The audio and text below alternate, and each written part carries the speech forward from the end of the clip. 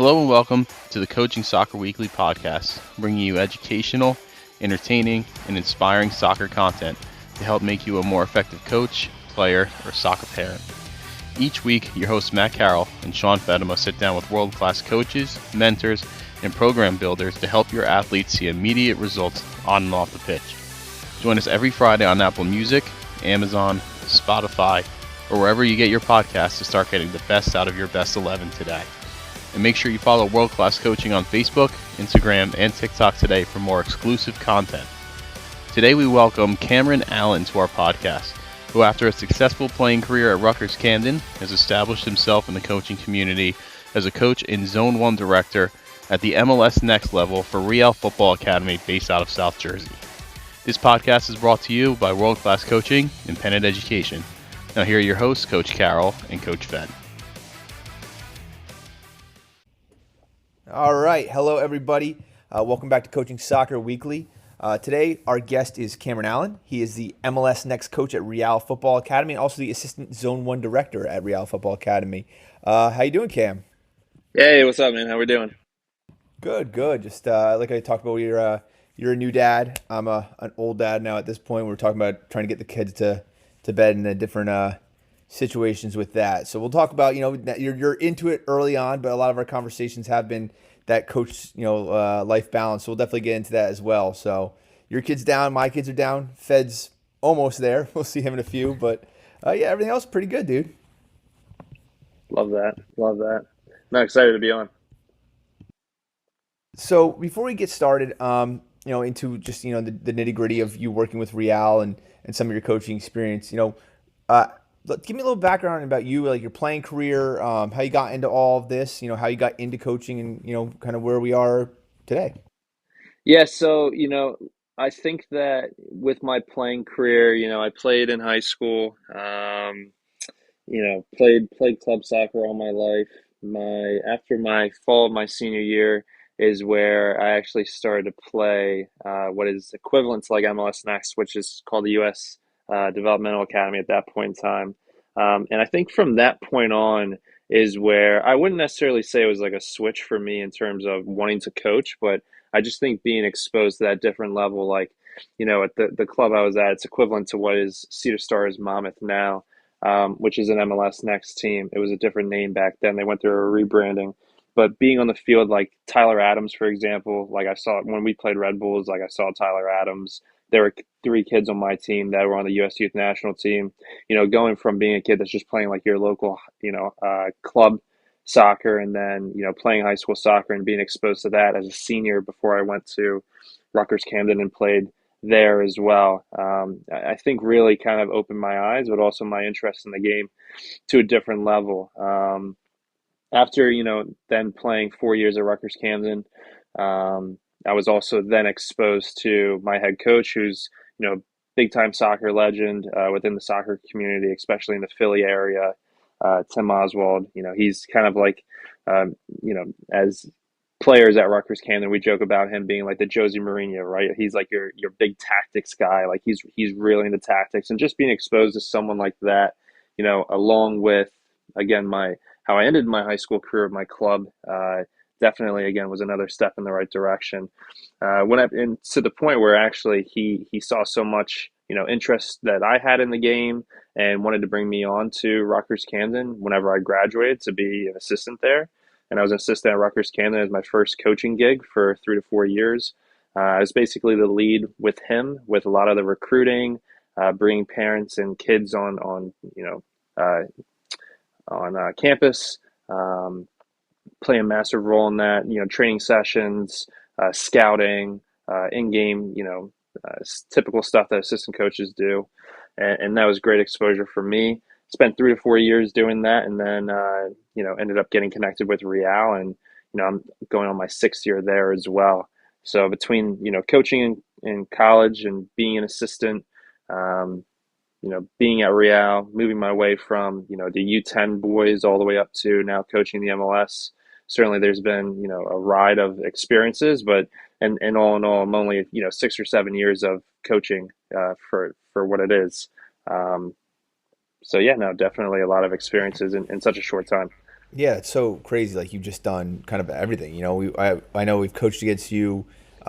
We did a EDP tournament for some of your other guys, and then you played against our JV team, but then you've also coached college, and you've got all these different experiences. And now Real, when you're tackling your sessions and things like that, and you're designing your sessions, um, taking that in mind, how different is the types of development you're doing for these different levels and these different things? So I think like for being at Rutgers-Camden, again, my first coaching gig, um, the head coach, like Oz, is kind of someone that ran more so the design of it, and I was helping him to set up, especially my first year, and after setting up, going into just player management, and then eventually running the drills myself, and eventually taking on a little bit more of session, design. Um, but being that in a college setting, you have 32 to 40 guys on your roster, like, it's definitely challenging to give everyone that individual attention. But at the end of the day, everyone's competing and trying to, make this top 11 for that week's games. Then from there, in terms of uh, volunteering at, Northern Burlington at the high school that I teach at, um, being a volunteer is a situation where again I was kind of more so hands off per se with actual sessions, but it's also a unique environment being in high school. You know it best, playing 2 or 3 games a week. It's really hard whenever you actually get into the season session wise to, I don't want to say to be productive, but it kind of is because you need to rest because within 24 hours you probably have another game. I um, literally just did my, I was really inspired. If you get a chance, check out our episode with Shap from Union City talking about mm, periodization. And I was so inspired. I'm starting to map out my sessions already right now. And mm, every year you look at it, and I have 2 sessions in October that I can run. Everything that's else is a ridiculous. recovery or an off day, just with and we all have a county tournament now, so it's like I don't even know that those days might even be gone if we get a county tournament day. But yeah, for sure. Yeah, yeah. I mean, listen, it's between. I will say in that sense, being exposed to high school and college within my early coaching career, periodization and just the idea of trying to have that balance. As a player, you're kind of just like, hey, I'm showing up and this is what it is. This is what we're doing. But being kind of the mind behind the method to the madness and the mind that's pulling all the strings together as to why we're going hard or light this day. It's definitely something that was eye opening because in club, like for example, moving on to my role now, you know, at Real, like especially in the MLS, like most of the weekends we only play one game. Now, sometimes we'll play 2 games if it's like an away fixture where we're in Maryland or Virginia for the weekend, or those teams are in our area for the weekend. So with us training 3 times a week, Tuesday, Wednesday, Thursday, yes, it's 3 days in a row, and typically that Thursday session, you take it a little bit lighter. But in the grand scheme of things, we really don't have to kind of pull the brakes too much or pump the brakes too much because, again, like they're off Monday, they're off Friday, sometimes they're off on Sunday as well. Like it is high intensity, in your face, getting after it essentially any time that we're together, which can be daunting by the end of the season and wear and tear. But at the same point, I also have kids that are, U13 and U12, so they're they're able to recover a lot faster than, say, for example, our U17s or our U19s as well. Yeah, I mean, so what you were saying, you train like Tuesday, Thursday, session on Tuesday, Wednesday, match Thursday. Tuesday, Wednesday, Thursday. Sorry, match on Saturday, Sunday, something like that. Yeah, So like almost like a true, like a professional schedule and stuff like that. pretty much. Yeah. So, like you said, like that's a you're not having those recovery sessions per se. You're not really Hmm. having those sessions where like I'm having a session, on a Wednesday when we played on a Tuesday and we got a game on For sure. Thursday where I'm just doing, we're doing ball work and maybe it's an hour and we're doing yoga and stuff like that. So how much are you implementing things like discussing recovery in your sessions? How much are you talking about physical development in your sessions, or is it purely you're like, hey, we have 2 hours here, we're just going all out Yeah. soccer? Yeah, I mean, I think, if anything for me where we're talking about that stuff is like, let's say, for example, recovery. Well, not necessarily so much recovery, more so getting ready for the weekend. Like in terms of hydration, like that's probably something between hydration and what they're eating are things that we talk about, more so than recovery. Um, because obviously you want them to be ready to go for the weekend itself, and just being, in the right mindset. Visualization is something that we talk about a lot, especially because um, I'm not sure if you're familiar, but the president of our club is Rusty Aronson, Brendan and Paxton's dad. And he had spent some time, 3 or 4 years ago, going around to all the sessions and telling him about their experiences when he went to Red Bull Leipzig to their academy. And a big thing that they talk about there and teaching them at a young age is visualization. For example, like if you're on the car ride to training, to a game, visualizing yourself doing things and those sort of actions and completing them and being successful. That's a lot of stuff that we talk about, again, mixed in with the nutrition and hydration before game. So let's just stop there for a yeah, second because I want to hammer that home. That's something that sure. I definitely try to implement in my programs as well. We'll do like visualization stuff like the Calm app, or like LeBron James did something with the Calm app where they had something along those Mhm. lines. What's that look like? We talk a lot about philosophy, but I want to kind of get to the heart of it. Like in your session, you're planning it out. How are you planning to implement that level of visualization? Is that something you're maybe doing before the session? You're like, hey, before we start, Mm. let's do this, or is it something you're kind of doing throughout the session, or what's that Yeah. look like in an So it's actual good. like? Yeah, so it's a good point. So, like, say for example, typically how we start is, um, we'll bring them in, and whether they're the first session, because both my teams will be back to back, 5 to 6:30, then 6:30 to 8. So if they're the first session or the second session, regardless, we bring them in, and quickly I tell them, listen, this should be the best part about your day. Your effort and your focus should be 10 out of 10, and that's how I start every single time, as well as following up with they'll take a jog around the field, then they'll start the dynamic, and that's where I do give them that reminder at the start of every session. Visualize yourself being successful. Think about how we start a session. Start to think about what the steps are going to be behind our passing progressions and our ball mastery, and visualize yourself doing it on your jog so that you're already a step ahead by the time you start the session, after your dynamic. And listen, do all of them do it? Uh, Probably not. Do some of them do it? I definitely can say, and especially with being younger kids, it's not like you're saying that to a U17 or U19 kid. You're talking to young kids that are in like middle school per se, or even upper elementary, where when they look at us as coaches, like we are their idol, we're everything. They want to do everything and take everything in. So I think that getting into them early is definitely, and being consistent with it is something that's very important. But oftentimes, even sometimes whenever we talk about what to visualize, again, like eh, I also remind them, hey, this should have already happened in the car ride here. Like you shouldn't be in the car ride and just be, lollygagging and think, sure, that's fine sometimes, but you certainly should be thinking about the training session itself, because you're trying to be competitive, you're trying to earn a starting spot, you're trying to get more minutes, you're trying to get better. And if you're not thinking about that on the car ride here and bringing that energy, then you're already, again, you're in trouble. You're already a step behind. Yeah, I mean, you're for high school kids, you're getting out of your class. You've been sitting in a chair for 8 hours, and now Oh you yeah, got to go and like run over there and hey, just be the best you can be. But even yeah, with club or MLS Next, whatever it may be, you're going, you're doing whatever. You get home, you just got that little maybe a lull, you get some work done, throw a snack in the bag, maybe dinner, and then you're mm. running over there, and it's how do you Oh go yeah, from I'm in the car, you're blasting music, mom's talking about school, to now I have to go be at that exactly. competitive level. Yeah, And there's yeah, very few people I feel like then you turn that switch. You're still, I'll talk to players. I'm like, you're still in the classroom. You're still in the car. You're oh you're not there absolutely. yet. So So I think, exposure yeah, is so huge. that's Yeah. where so that's where I think, just the consistent messaging, and even just giving them some strategies, um, as well, how to successfully go about that is definitely a big part with that. Again, just starting the session off on the right note, because they know if it's a step off, they're going to hear from me right away. Like it needs to be first touch. Like it has to be, the level and energy needs to be there. If not, it's going to be a long session for them.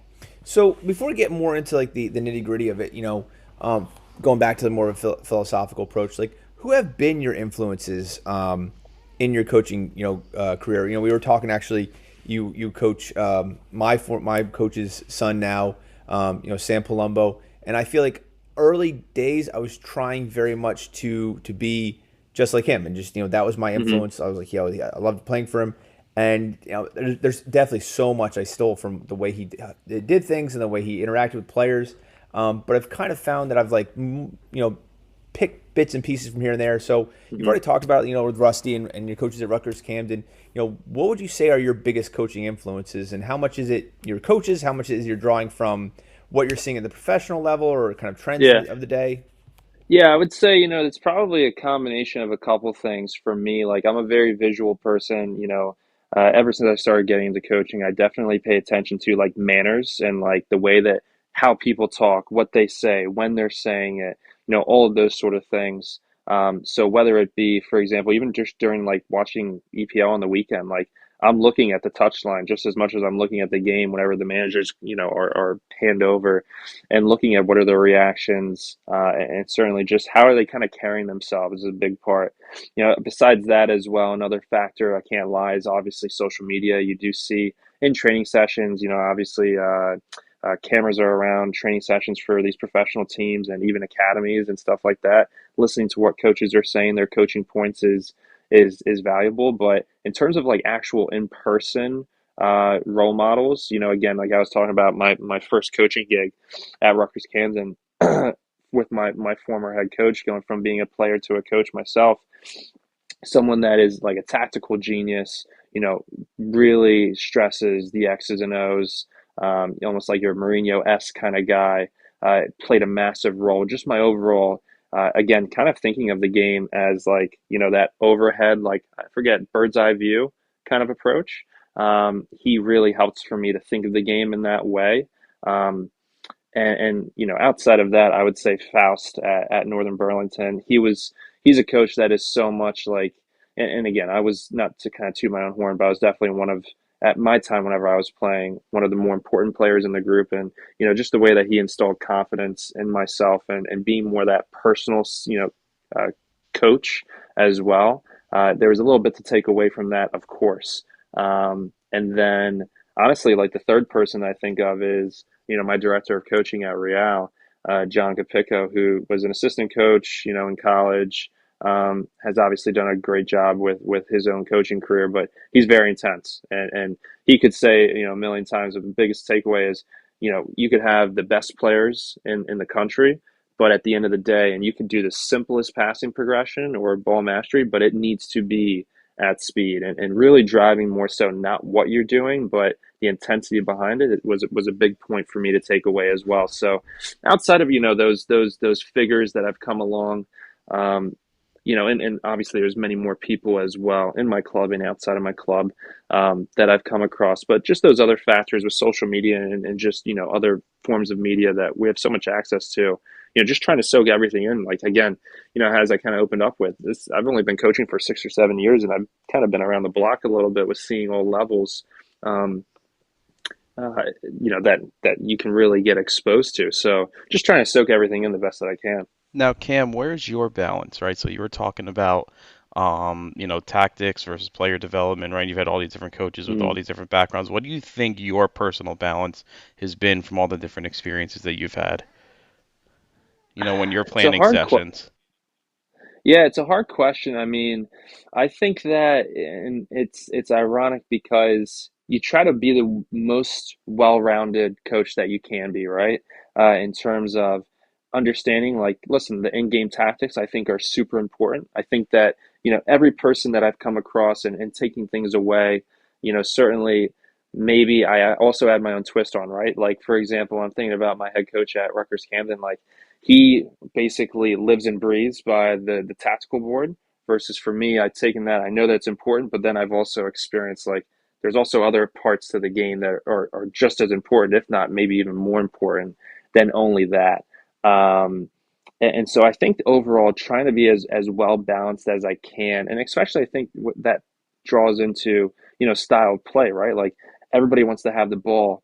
Nobody wants to defend for long periods of time, but there's a time and a place and also an opponent of when you need to do that. And I think that also adds into as a coach and a club where we're trying to give kids the best well-rounded, experience in their development that we can.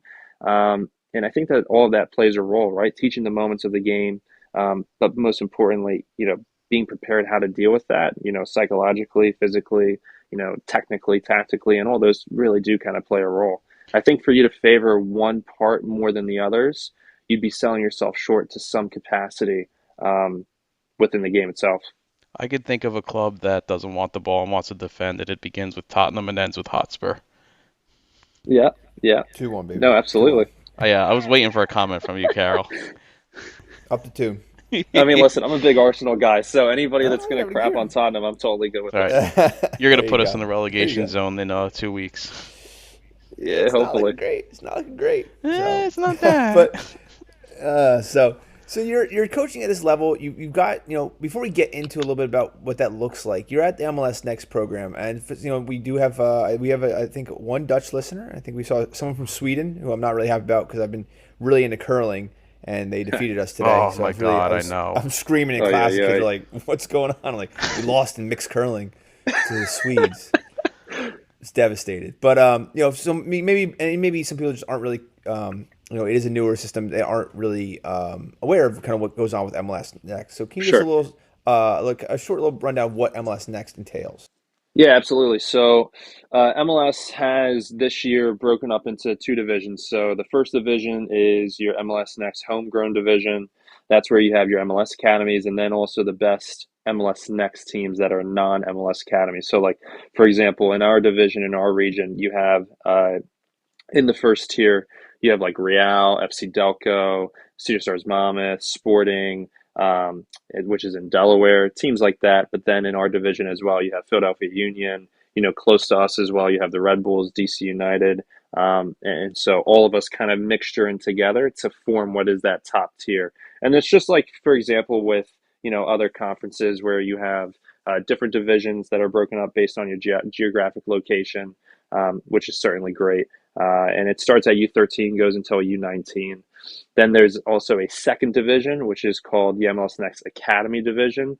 That's for your kids. So let's say, for example, the difference is when you get into high school at the Academy Division, those are kids that can play high school versus the homegrown division, those are kids that can't. And the reason for that is because, the homegrown division really is, the best way that I kind of describe MLS Next, the difference between MLS Next and ECNL is that MLS Next kids like at a club like Real, we are sacrificed because MLS Next is not set up for your Reals of the world. It's set up for to develop pros at Union and Red Bulls. Whether we're sending kids there, and we've definitely sent lots of kids there, and to other MLS academies across the country, it's either it's really for those kids to have consistent games first off because let's say for what it is. If you have kids that are in the first division that are playing high school, they're not going to be able to go full fit by the weekend. And so, as cool as it is to say, "Hey, I play MLS Next homegrown division," it's really yes, it's great exposure, but at the same point in time, we can't forget that you know everyone is there to help make the top 1% better by pulling the best kids in the area and sacrificing night playing high school is a part of that. And Academy Division is nice because it allows MLS to still have a broader outreach where you can pull kids that maybe do want to play in high school, but also be exposed to that high level as well. Similar to like an ECNL kind of gig where you can play high school. You can also play at a high club level. Certainly is kind of the mindset of having that second tier. I think honestly that MLS is trying to get to a point where they just control uh, everything like under one umbrella. And certainly as a business model, I think that's where they're trying to head things with having this second division. Yeah, that was Kind going of to like be an my FA. question. Yeah, because I'm Yeah. like, like hearing you talk about all that, Cam, like, probably again for our Swedish and our Dutch or even maybe our Canadian listener, whatever the 82nd most listened to soccer podcast in Canada right now. Um, they're probably hearing like all these 88, different 88. structure 88th. Oh, I'm giving us some credit here. But they're probably hearing right That's great. us talk about like all these different structures and everything, and they're probably like, "Yo, what Hmm. the hell is going on?" Like, no wonder why they can't get out of the round of 16 over It's there. a mess. Um, Well, that's the thing I will say, not to cut you off, but something that's going to happen over the course of, from my understanding, a big part of us getting the ticket to host the World Cup came with a meeting with FIFA, in which case FIFA basically said, hey, if you want to host the World Cup, you have to completely restructure your entire youth organization. And so over the course of the next couple months, there's going to be a lot of things that are changing where, to your point, like it is a mess. Uh, Part of being a capitalist country, right, where everyone wants to get a piece of the pie, and certainly it has its pros and its cons, but trying to have everything be structured is definitely, I think, a step that we're going towards for sure. That makes me think of I read the Red Card a couple years ago about like the whole thing with catching Sepp Blatter, and basically like how this whole thing and the whole pyramid Mm. started was it was just a bunch of parents who saw this as like some cool foreign sport, maybe like curling or something like that, and were like, Oh yeah, let me keep my kids busy on the weekend with this sport, and then how can I make more money off of this? And it's just so funny to see how like yeah, that kind of absolutely. trickled in. Cam, would you say, correct me if I'm wrong here. Would you say it's a fair statement? So you're talking about how also in your division you've got, you got New York Red Bulls, you got Philly Union. Are you kind of seeing a Mm. trend where those kids are more being funneled towards professional, and then maybe your kids of Real or like a Cedar Stars or an FC Delco, maybe a more realistic pathway for them is a college way to continue on with the game? For sure. I think for sure. I think that, majority of our kids, if they finish, playing, because our like we have up until U19, which are seniors in high school, if they are, and potentially some kids that have a gap here, if they are graduating out of our club, majority of them will graduate through and be, going, whether it's division NCAA division one, two, three, uh, primarily is their pathway. Um, Versus, but the other part of it is too, with us playing in the same league as these, MLS academies, like we do have a lot of kids that do go there. Like we are, for example, now, not this does mean something, but it's not necessarily the end all be all. We are New Jersey's only pathway to the pros partner with the union. So what that means is basically like, it just says on paper like we have a really good, relationship with them. For example, the Union is hosting this International Cup tournament right now. You guys should watch it. Watch some games if you can. Like Benfica's, is at Union. Man United, like Union played Man United's U15s yesterday, tied them 0-0. Like in their U16s, tied Benfica 3-3. Like we have, on the U16s, one or two kids that are from Real that are there on their U15s that just tied Man United. We've had kids that have gone through that team as well. So it is cool to also have that impact. But at the end of the day, it's yeah, it's pro is not the only is not the pathway for an overwhelming majority of the kids, and that's something that we do tell parents, at the beginning of the year and this sort of stuff. Like that's meant for the best of the best, and at the end of the day, not everyone's cut out for that. I And always even we see it whenever kids do go to these. Yeah, I always find it crazy with the Union, right? You're making that statement like 0-0, 3-3. And, as a yeah, guy, I watch the Union in this regular season, and everybody's always like, well, why don't they sign big players, right? Like NYCFC's doing it, LAFC's doing all these players. But then you hear, well, the Philly Union U15s are tying Man United and Benfica. Like, okay, maybe, oh yeah. you know, that's exactly the statement for why their model works.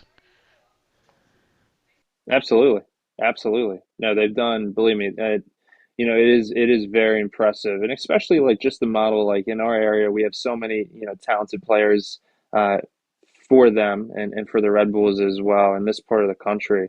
And even then, like the cool thing is with them having the high school that they can go to as well, YSC. Like they can pull kids out of state and out of our region. They have some kids from California that they brought in other states. So certainly, yeah, they're doing very well for themselves. They know the kind of players that they want. They're good at developing them and pushing them on, and yeah, they've done well, even with the U.S. youth national teams and so on and so forth. They're doing a great job. So you're talking about you brought parents there, and that's kind of where I wanted to go next with it. Mhm.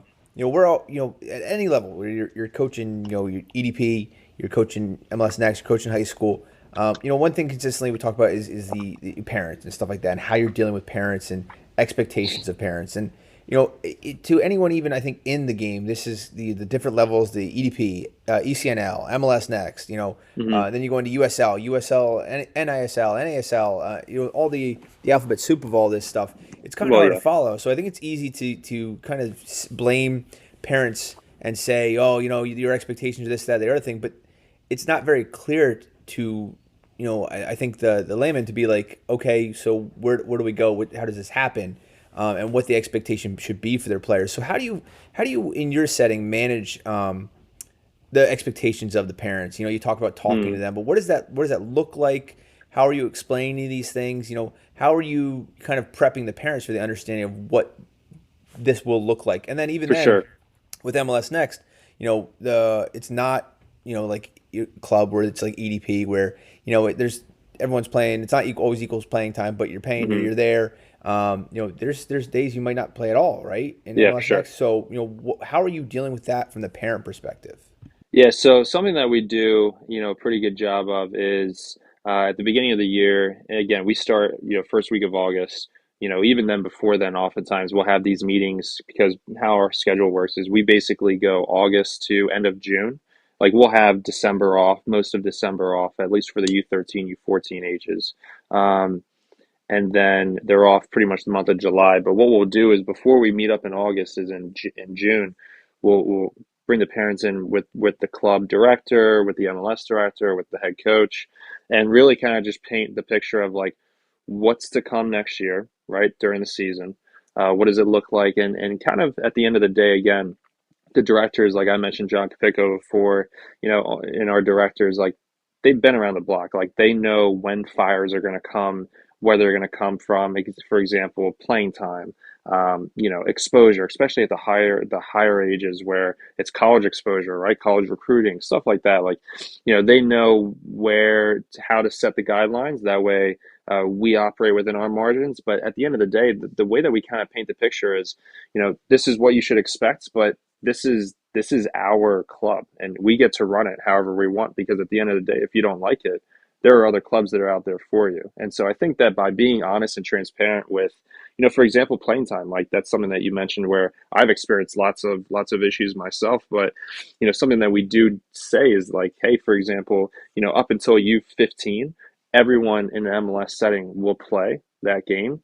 How much they play or how little they play, that's depending on it. But U15 up, yeah, there's kids that absolutely, because there's subbing restrictions that literally won't play, and that's part of the territory. And in managing those situations, each coach and director, work very closely together and monitoring those situations, because you don't want it to be super toxic. You want the kids to have fun, and at the end of the day, like a big part of it is part of it is as well making people feel like they're wanted. And something that one of our directors says all the time is like, and he's correct in saying it. You chose the kid to have him on the team, so you better take care of the kid and care for him and want to see him do well and do everything you can to see him perform at the best, or her at the best of their levels, because otherwise you're just going to create more issues for yourself, you know? So some of it is like really interpersonal, like, being intelligent. And this is where, like, for example, I do think being a teacher and a coach makes a lot of, crossways because in the classroom, like, the kid, for example, that is probably going to act out or say something like, so you got to be on your toes. You got to be ready for it. You got to see the fire before it comes. And it's the same thing with coaching. And once you kind of get your hands dirty a couple times and have some of those tough conversations, you really do learn to kind of manage those situations better. And this kind of straddles that level of the parent and the player and things like that. But how do you balance that level of you're playing MLS Next, you got Philly Union on the weekend, or you're driving Hmm. down to DC United, Hmm. and your job as a coach is to develop these players, right? Yeah, You're there. It's a developmental thing. They're high school age players. You want them to get to where they need to be. And like you said, you got a kid that maybe hasn't played as much, but you put him on the team. You're trying to get him to where he needs to be. He's not going to develop. He's not playing. How yeah, do you balance that with the fact like you don't want to drive down? Your parents are down there, and this for is something sure. that I always experience with club was like, all these players we drove down to the middle of central Pennsylvania, and we got on the weekend. We bought a hotel, and I don't want to lose 7-0. I don't want to get Well, smacked yeah. over. You don't want to lose these games.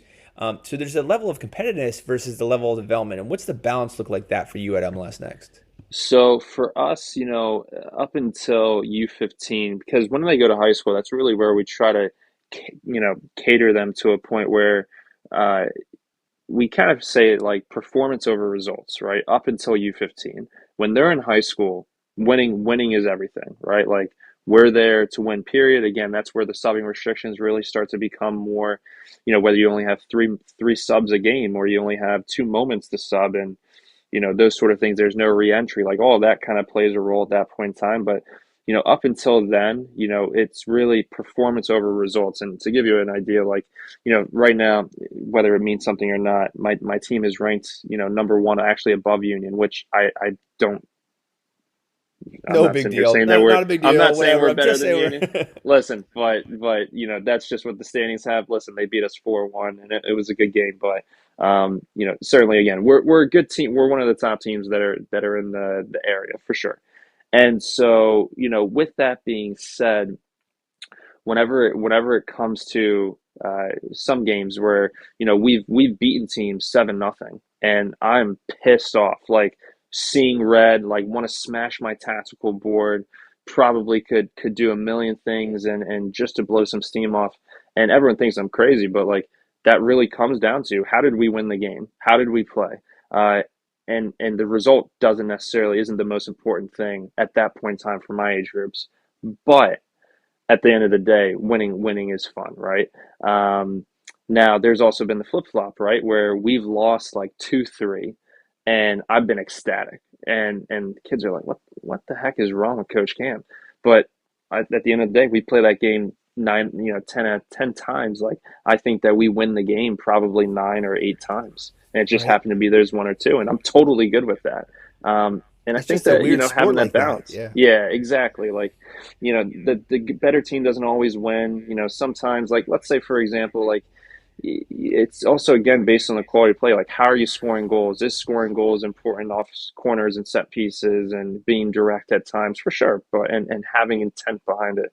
But also at the same point, you want to have balance in other ways of how you're playing. And if you're defending the whole game, you get a game-winning goal. It's you're probably going to be feeling good in that moment. But in the grand scheme of things, how does that really help? The big picture. So it's about having that balance for sure. And again, a cliche way of how we say it is, performance over results is very, very important. But at the end of the day, that's not a cop out because we still are there to win. Like I'm super competitive and that's still my idea, but like, believe me, I still want to win. So it's having that balance. Yeah. I'm always like, I'm telling them like, I see it. I see that, this kid that couldn't do a turn is doing this turn now. And he's, Mm-hmm. recognizing he's checking his shoulder and he's scanning it. His first touch has changed and we lose 5-1. It's hard to explain to the parents like, For no, sure. this was good. This was good. Yeah, And yeah, it's yeah. something you definitely always struggle with. And it's hard to, it's such a, you know, subjective game. It's not like baseball, It's where you're like, oh, he's Mm-hmm. batting 300, he's batting 250, he's batting, Mm-hmm. he can't hit. It's hard to Yeah. explain those things, especially with the different positions and all that stuff. Yeah. So I think that's And I always a think like, challenge. not to cut you off, but like another part where I do think we have a clubhouse at our facility where, at Bendy, you've been to Bendy before, right? Yeah, yeah, I know, Bendy Bendy. Park, yeah. So like we go in the clubhouse, once or twice a week, and like I'll put presentations together for them, whether we win, lose, or draw. And like let's say for this is like the teacher side of me, where I'll say like, hey, this is built up, from defensive third to middle third, and I'll put some clips together. Sometimes it'll just be all positives, sometimes it's all negative, sometimes it's a mixture, or whatever the topic might be. But regardless, it's not about hey, look at all the goals we scored or all the goals that we conceded. Mhm. The next week is never about that, right? So I think that even again, they never hear that next week or even the week before training, like the week before we play the Union.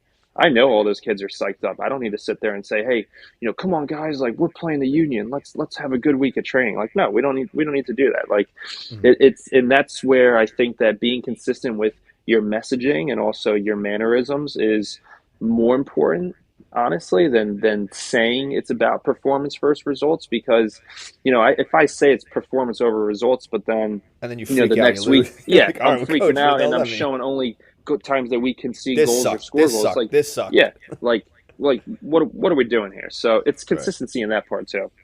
All right, and just to kind of piggyback off that, like that you talked about that the field house at Benday and all that stuff. Like, so I want to talk to you about that. Like, what does that look like for you? You talked about your 3 sessions a week, but for high school, with EDP, I was coaching. As younger guys, we didn't really have too many things. We once in a while we'd maybe watch a little bit of film back and stuff like that. Mm-hmm. But in high school, it's like I'm always struggling to find the right time to go through that and to Mm, do those like field sessions. And we have a whiteboard out in like our clubhouse, like our shed, before practice, and we'll run through things. But like, what's that look hmm like for you, and where do you implement that?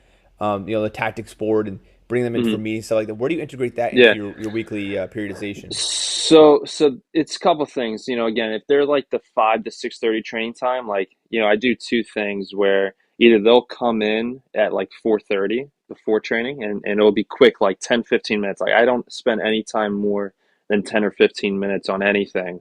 It's super like, and most of the time, the reason for that is because I'll actually preview a presentation for them to view before we meet. So it's not the first time that they're seeing it. Whether it's, for example, like, this is interesting. I found out, so I have this thing. It's called, it's like a soccer coach's like tactical board.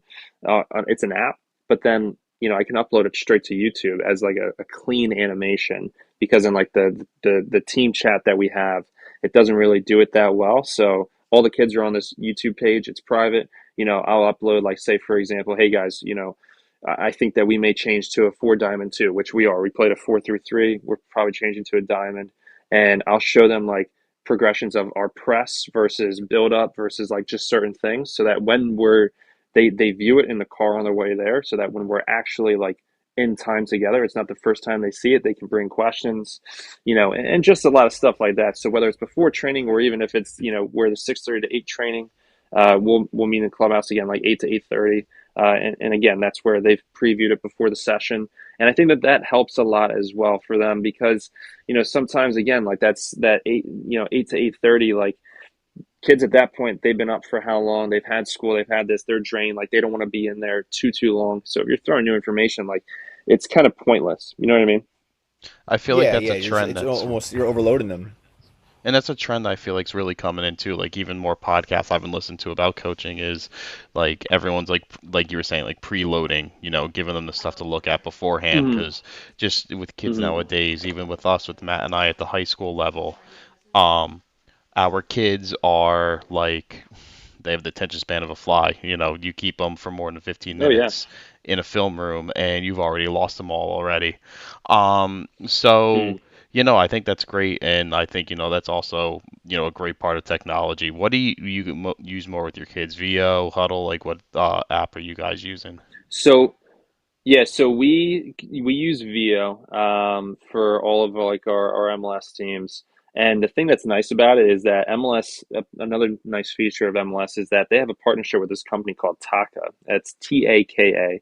And Taka, like all MLS films, it's almost like a huddle in a way. They all have to be uploaded into this portal, Taka. And what they do is they partner with MLS, and they go through and they actually like analyze and break down film further from Vio, and whatever format it is. So like it'll give me, attacking clips, defensive clips, like coaching points. Like we had our midseason evals, and it has full on like AI generated, like legit write ups and graphs and charts and data that they've collected throughout the course of, the fall season, all of the games that we've uploaded, and it's a really cool feature. But kids also have access to that, is my point. So they have access to the actual VO, they have access to Taco, which makes it even simpler for them.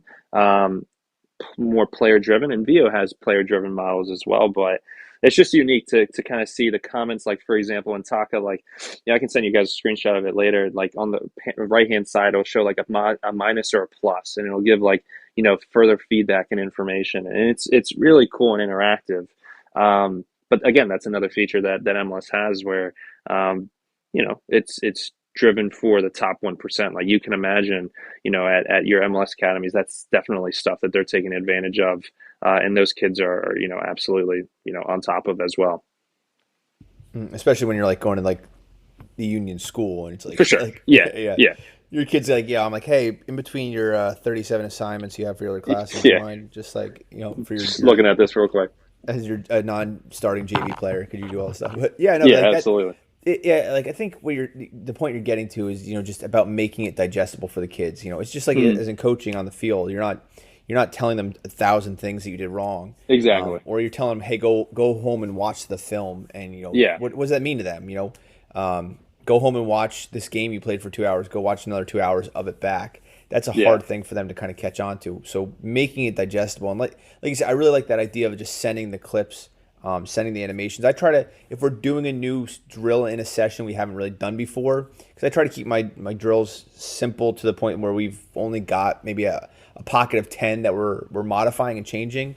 If we're doing Yeah. something like, hey, this is gonna be out there, it's going to save you, 10 minutes of explaining it if you're sending just a little like animation 100%. of it. So making it digestible and Absolutely. helping them out for sure.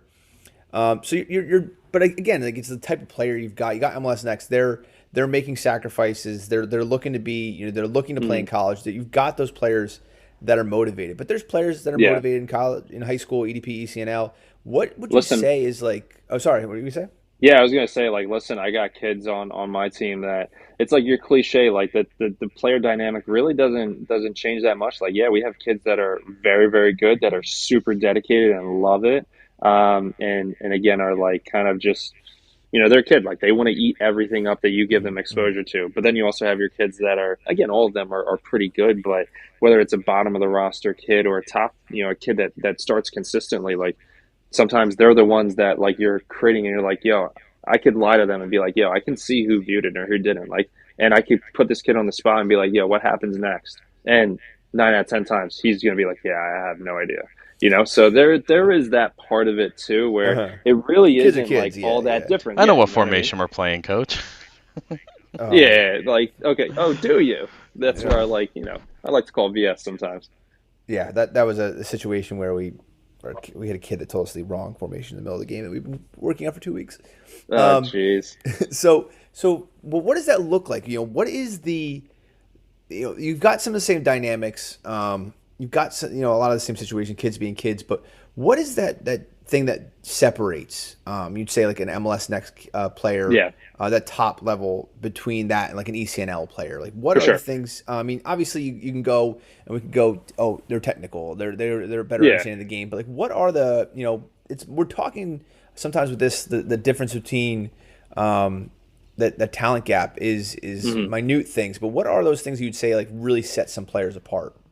Yeah, I mean, one thing I'll kind of preface is like, listen, ECNL, even being an MLS coach, like, we have some kids in my high school that are, at match fit, and I like to bust their balls a little bit and, be like, hey, you're ECNL, you're not that good. But there are some kids like, listen, they want to Your obviously boy play high Font is school. pretty good. Yeah, yeah. He Like doesn't he's one of suck. those kids. He's one of those kids. Like, I just like to. We got a good dynamic. But like, The listen, zero angle goal he scored against us in the first 30 seconds of the game against us, I'd say that's pretty damn good. It was not bad.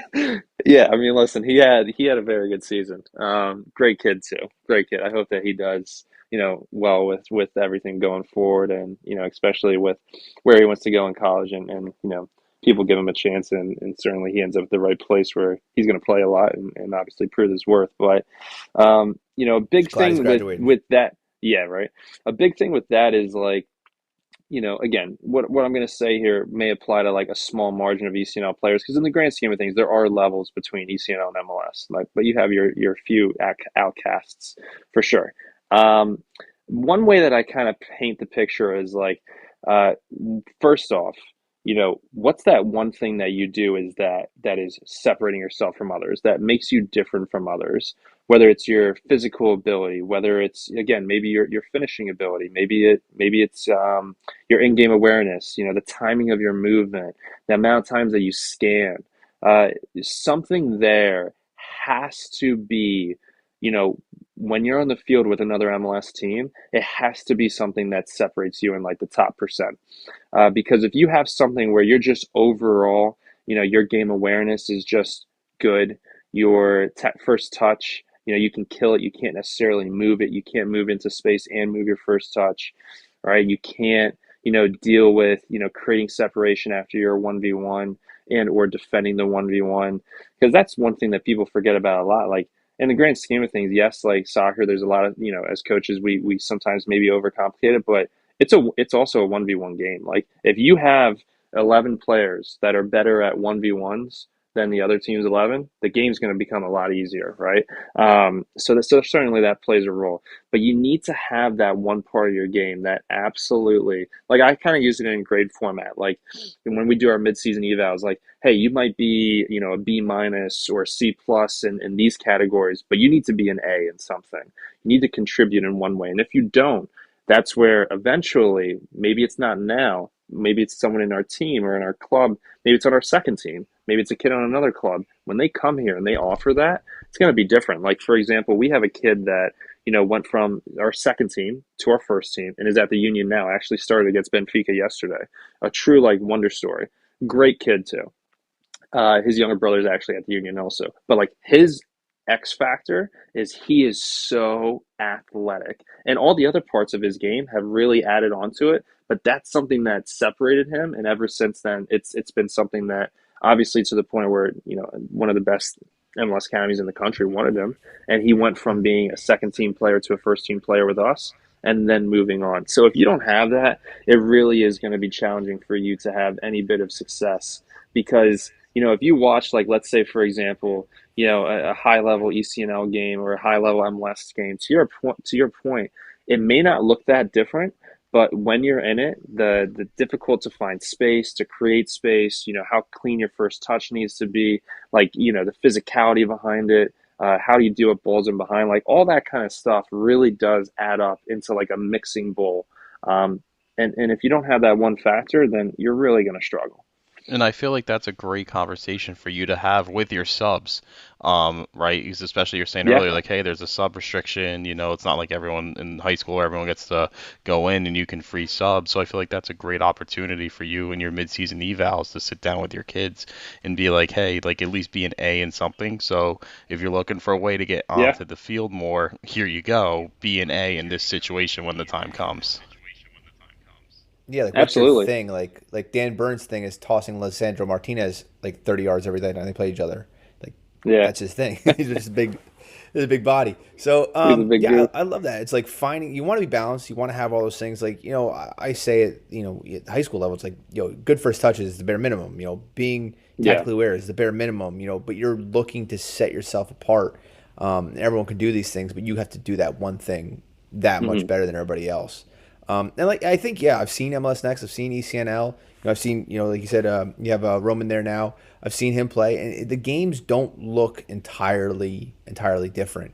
Mm. But again, it's like you're really looking for it's almost like it's not about the things you do well. Sometimes it's about the mistakes you don't make. Yeah. The mistakes that Absolutely. aren't there and limiting those types of things. No, 100%. So you've got you got your players that go into Union, and that's an awesome experience for him. But like you said, a lot of your guys are looking to go play at the D3, D2, D1 level, Mm. and you played at Rutgers, Camden, all that stuff. You had a different probably experience than we have now. So the soccer environment has changed so much with the movement away from the DA to the MLS Next. And what does that look like? What is the pathway, and how does that look different than when you were going into it for a player that's looking to go to college? Because I think Mm. I have so many players now. I have some players at Real Hmm.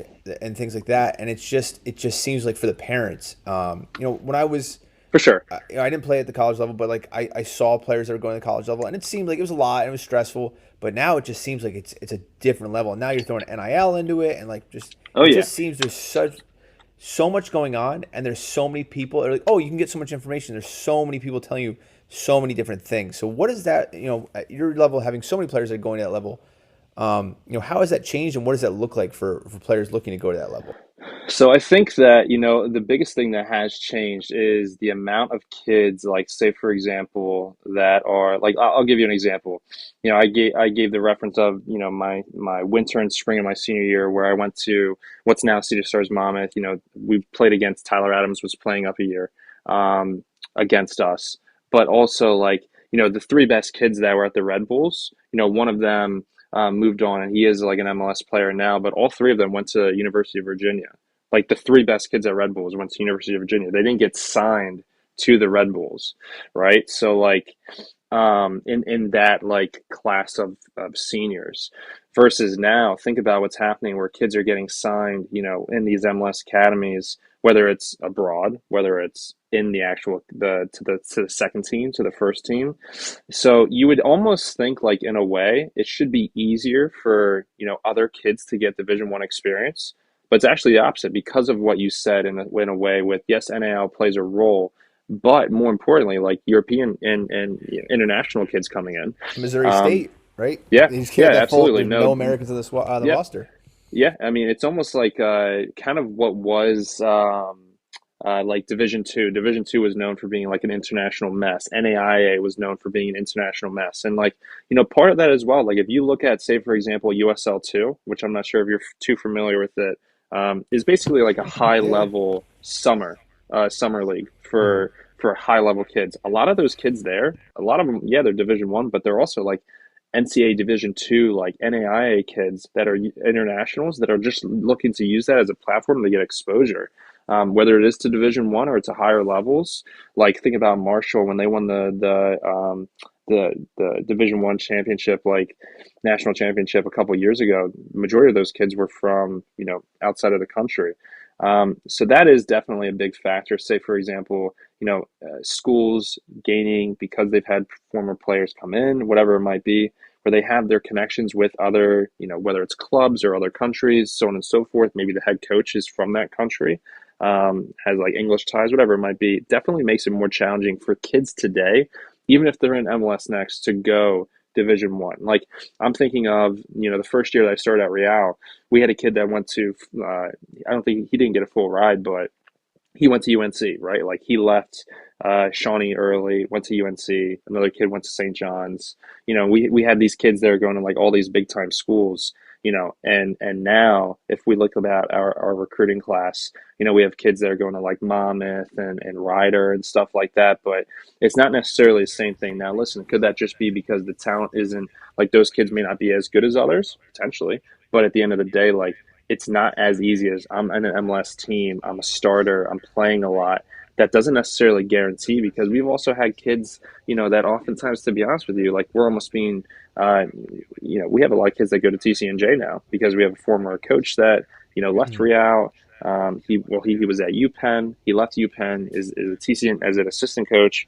He's now the head coach at TCNJ, and like a lot of our kids, they want to go places that at the end of the day that you're wanted, right? Like we've had some kids that have gone to, like Hmm. we have a kid at UConn right now, but also his first year like doesn't play much. Versus another kid in his graduating class goes to TCNJ, is all NJAC. Like it's a different experience, different level, but different experience.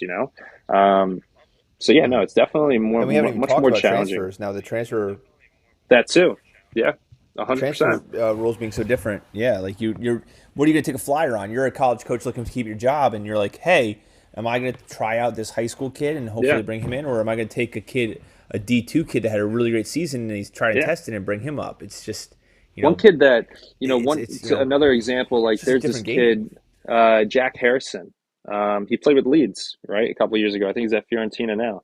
He was a kid that came from England, went to a private school in the Northeast, and then went to, I believe it was Wake Forest. Used Wake Forest as an international student to get a platform to be, MLS draft pick, and now he's a kid that's playing. He went to be, move on to play NYCFC, then in the EPL, and now he's in Serie A. But like, there's so many more stories like that. Like, I feel like he was, not necessarily someone to do it the first time, but it's more common now for international kids to come in and to use this, college application to get, professional exposure. It's almost like a plan B, but it's working, Hmm.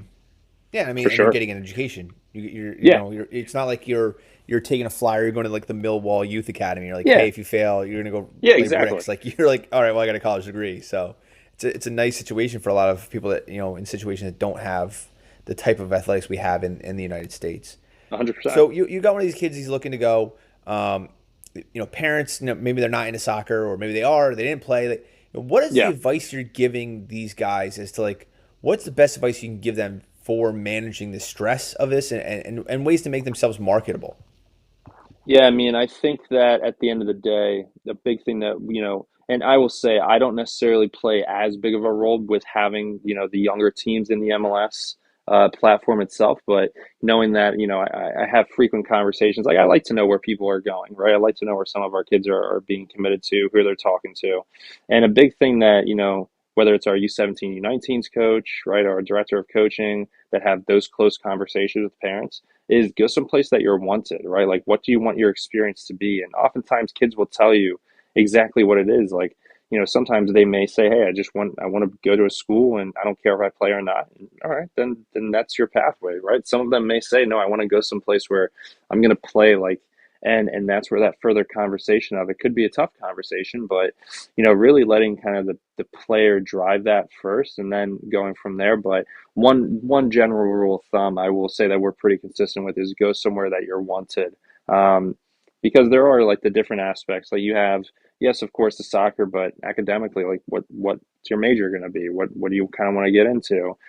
Socially, do you feel like you fit in with those group of guys? Like, all that kind of stuff, and that stuff really does matter. And I can say, like, being at Rutgers-Camden, like, at that point in time, I was going into like they were just in the national final 2 years before I went there. And now, right, they're still in a point where they're kind of like middle of the table, trying to prove themselves to get back into the playoffs. But I was essentially entering into like a Division 3 like current like powerhouse, almost like a Chelsea. Like they're up in the new shiny toy that's around the block.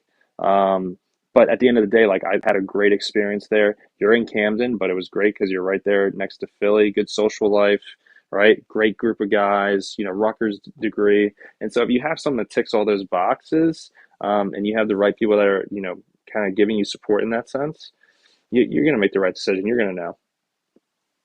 Yeah, and I told the kids all the time, when I worked at Penn State with the staff there and everything like that, and I'm like, guys, it's not like it is what you're doing now. You're 3 days a week, you're 6 days a week at high school, where it's like you have 2 hours that it's a job. It's a job, and you got to be committed to 100%. it. You're doing a morning session, you're doing an afternoon session, you're doing a weight room session.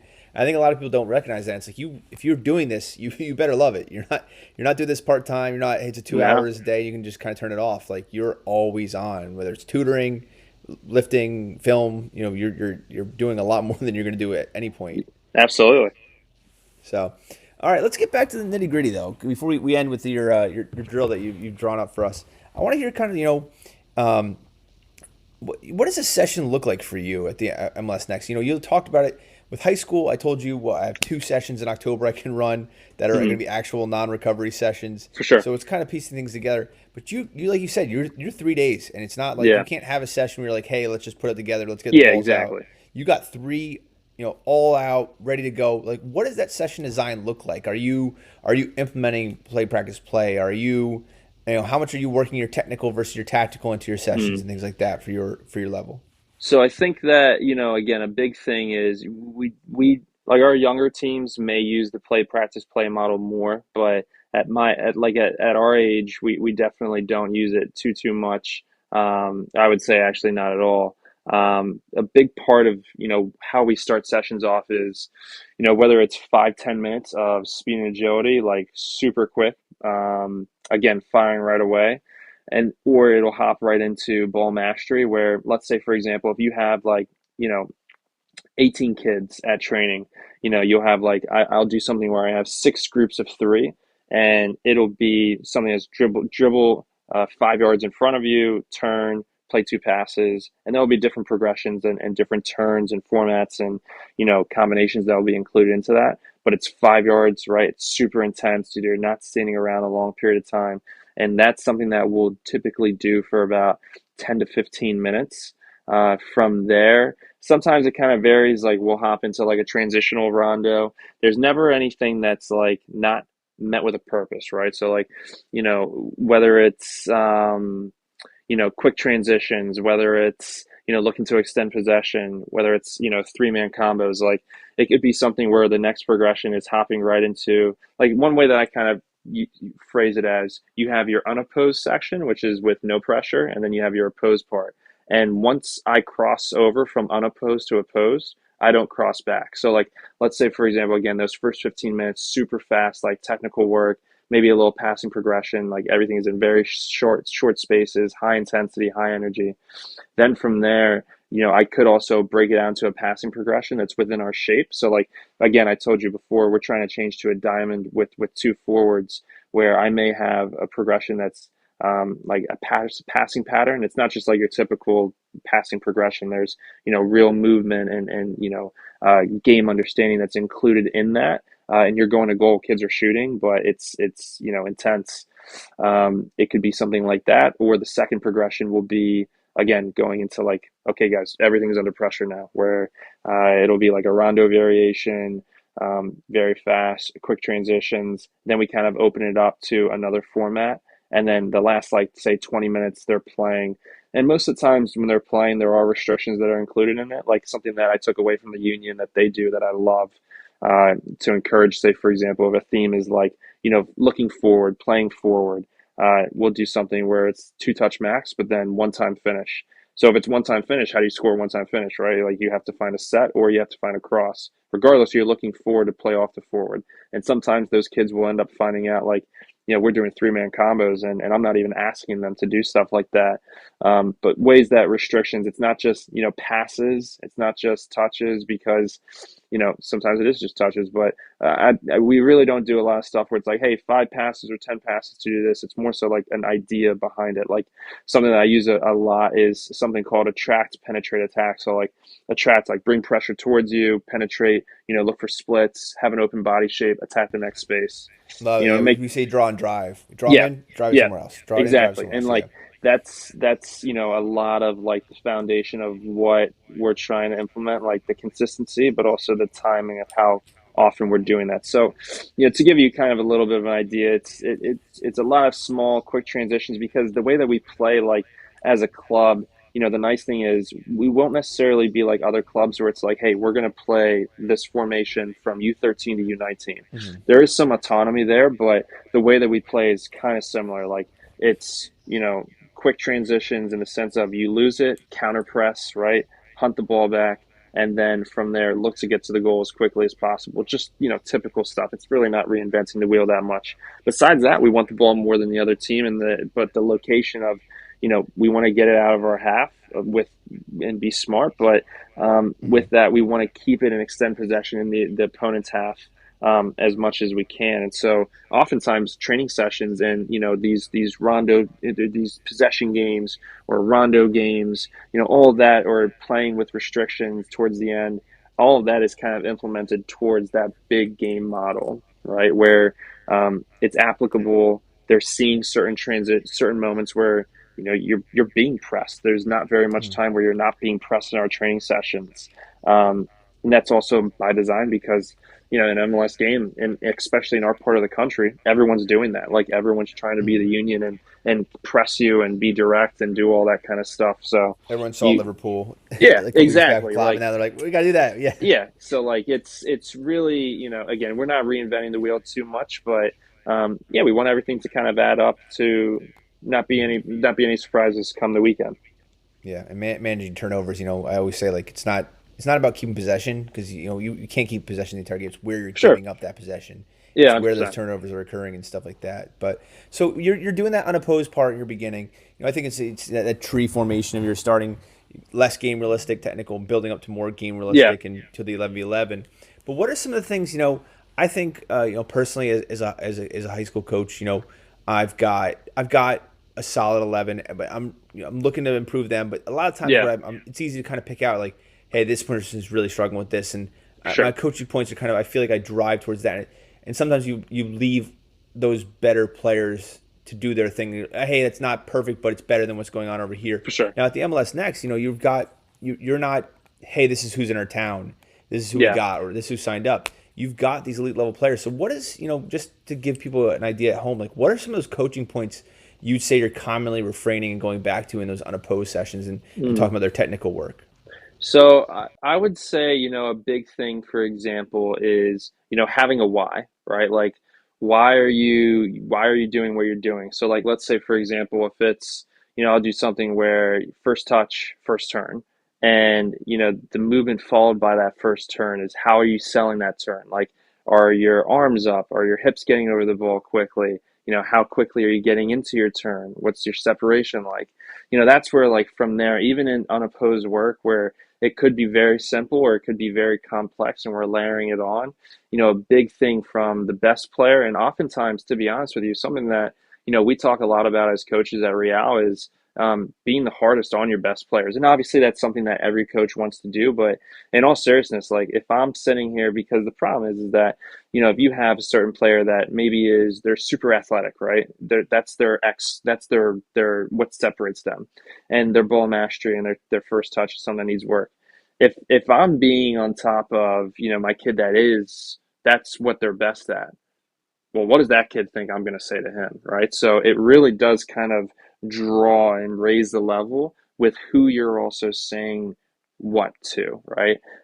So whether it's like, it could also be something where I'm pulling a kid aside, like, hey, do you see this kid? Do you see how like he's really, the timing of his touch to his turn, the scan that's in between, like, do you think that you're executing that at that speed? Does it look like that? And they could say yes, or they could say no. Probably going to say no, even if they think it is. They're not Well, going to you're like, asking, so I yeah, think they're not maybe going to no. go back with me. So like, No, it's stuff exactly like like that, that coach. visually for them to see it, whether I'm showing it or even honestly, sometimes it's just me being kind of a little bit of an a-hole, like um, letting them know that it's not quick enough, it's not clean enough, it's not fast enough, like all those things. And also that comes back to, we know as teachers, there's kids that learn in different ways, and there's your kids that you can be super aggressive with, and some kids that you kind of have to, hey, take a second, chill, but like look at this and like get yourself back into it, kind of thing. Um, and certainly there's a variety of things. Try to be as well rounded as you can. I'm gonna take that away. Like, what's your X? I love that idea of like, Yeah. what's your X? What's that thing that's setting you apart, and how can you focus on that? Hmm. So yeah, that's awesome. I love that concept of even just getting down to the nitty gritty. I feel like the minutia of like where are your hips in this turn? How fast is this turn happening? And Hmm. being able to kind of label it for those players.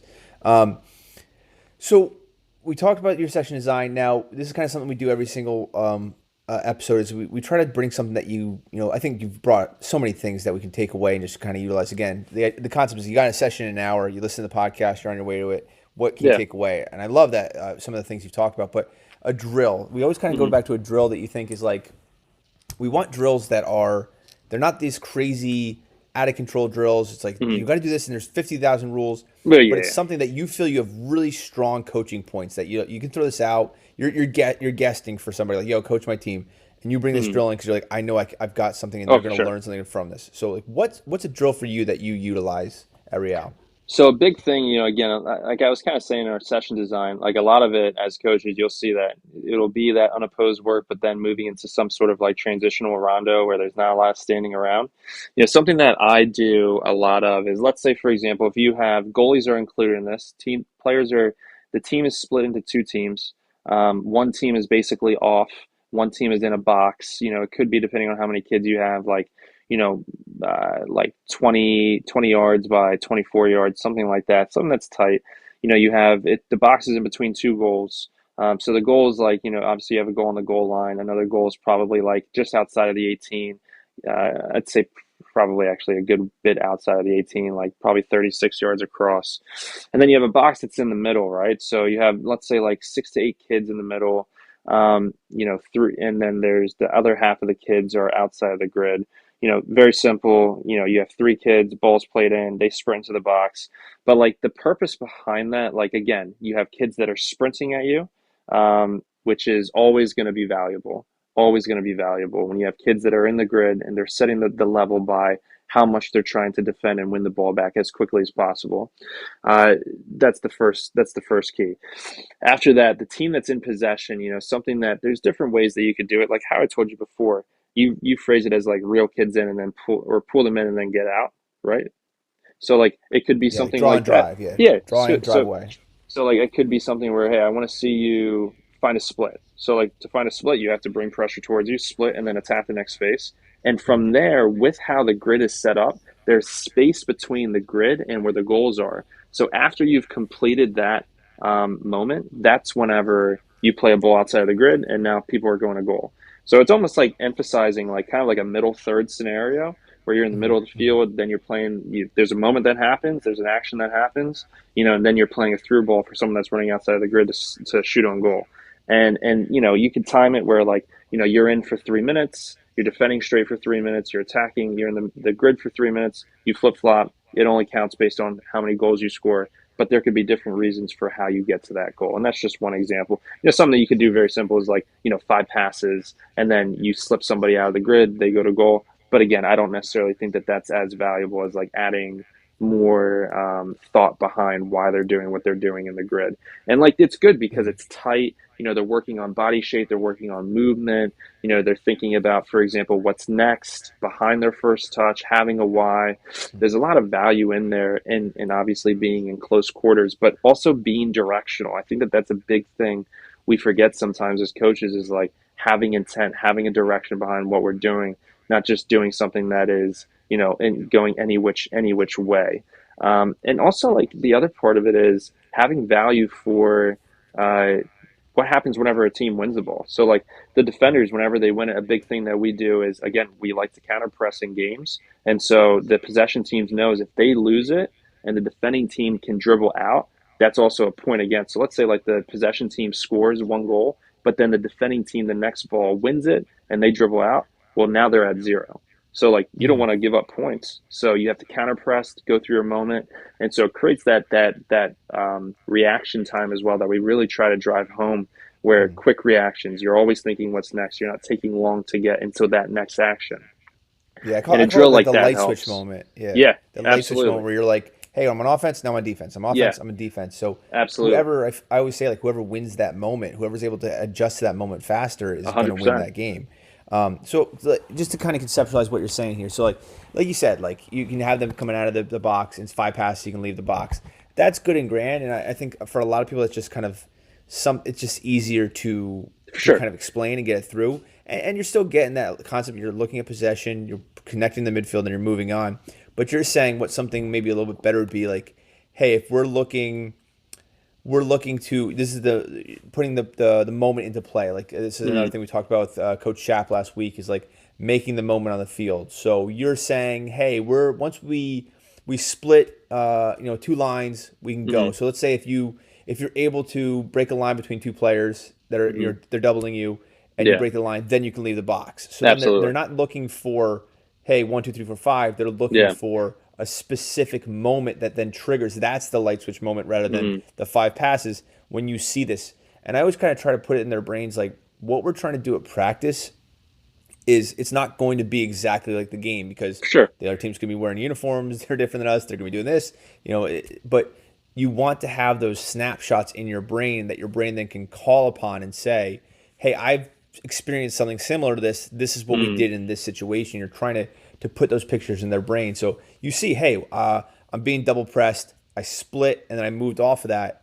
That's now the time. We broke that line. Now let's go to goal, and we can move on. And absolutely. Just like pumping the ball forward. Exactly. Yeah, I really like that concept. Yeah. It makes it because, again, the more that everyone kind of has, this is not to sound like Arteta here, but the more that everyone has like that similar idea of what it's supposed to look like, you're on the same page, and it just becomes that much more easy to predict what's going to happen next, right? And so yeah, and even then, like, again, always having purpose behind, it's not just the team that's in the box, it's the team that's out of the box. They can also get points as well. You're seeing kids that are flying around wanting to defend. Oftentimes, like, I'll kind of label it as, like, feel like that little kid that's 5 years old that just wants to chase a ball like a dog, right? Like, be that kid when you're defending. And just simple stuff like that, high energy moments. Like the something that Dutch. Yeah, it doesn't exactly. It doesn't. That's straight up. It doesn't matter what level I do that drill with, what team, or boys or girls. U8s to to our U19s, first team, second team.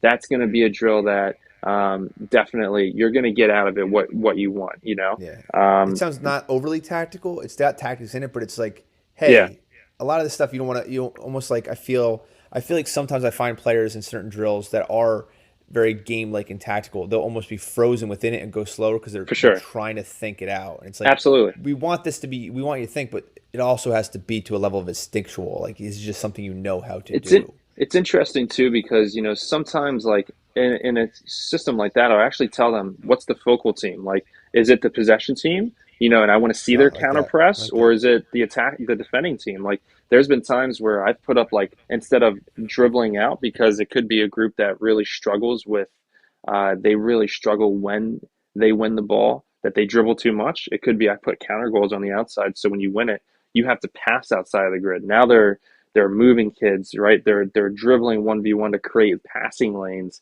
Now, granted, they're passing into a little goal, but that's just another idea that's there for them, to just based on the what you want to accomplish out of it, and what resources you also have. I love that because usually I'm like, yo, I'm focused on the attacking, or I'll have my assistants coaching the defense. I'm coaching the offense, For so we sure. know where the focus is. I love that, like challenging them, like, well, what am I trying to do here, and getting them to kind of where am I, that angle of what am I thinking about? What is the purpose of this? So again, like it's super simple. I'm sure someone's done something similar. I don't think Yeah, it's evolutionary, but the way, like I said, the way we talk about it and the way we teach it and the coaching points we bring into it is really what changes these types of drills. So, 100%. dude, that's awesome. Love it. So.